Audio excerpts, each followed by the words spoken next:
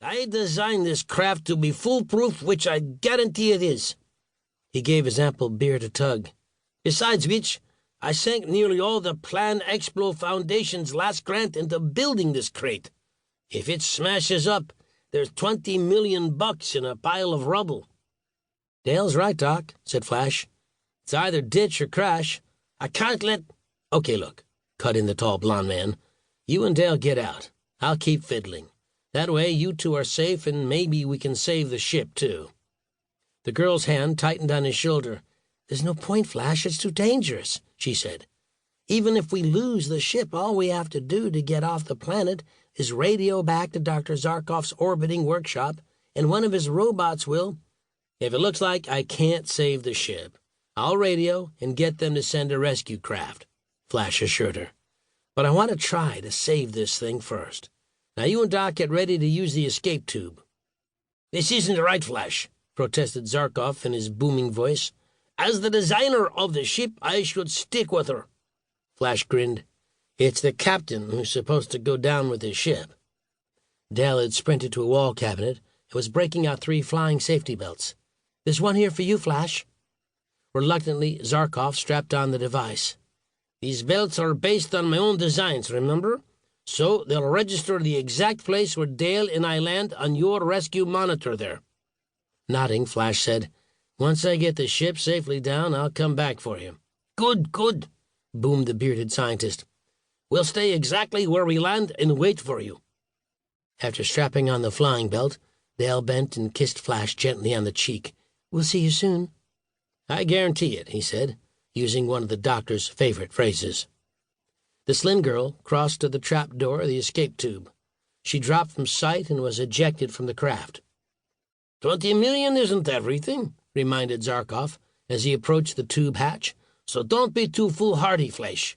If you figure you can't bring her down, jump too." "Don't worry, Doc." The heat inside the survey ship's cabin was now up to 120 degrees, according to the temperature gauge on the control panel. Smoke was swirling thickly. Flash continued to struggle with the buttons, switches, and toggles of the intricate control board.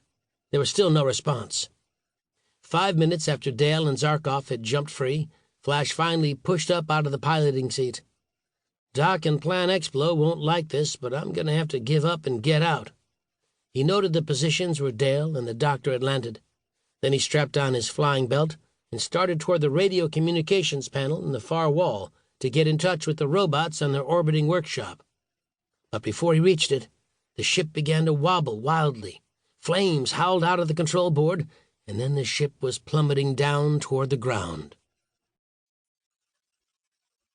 Chapter 2. They were coming in through the gaps and rents in the twisted metal, in through the sprung emergency door, slithering down the pocked walls, crawling over the black-smeared control panels toward the blond man stretched out on the cabin floor. Snake-like, but a watery orange in color, with red-rimmed suction pads running up and down their doughy bellies. 24 of them, each 6 feet long, oozing across the floor of the crashed survey ship, forked tongues flicking out through jagged fangs. Flash groaned, stirring, his left hand flexing and unflexing. He lay sprawled on his back. The lead reptile was now within a yard of him. It began to form an angle, its head rising up and swaying.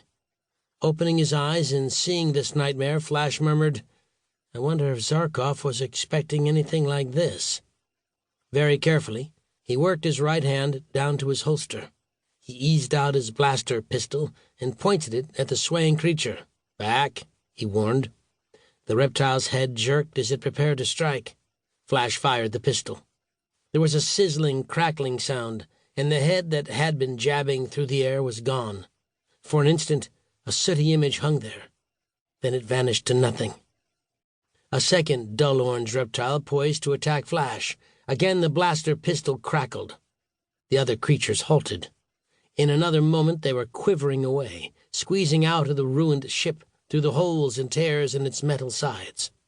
Each of them left a wide trail of pale blue slime behind. Dodging the crisscross of slimy trails, Flash went to the radio communications wall. "Not exactly a perfect set-down," he said as he searched.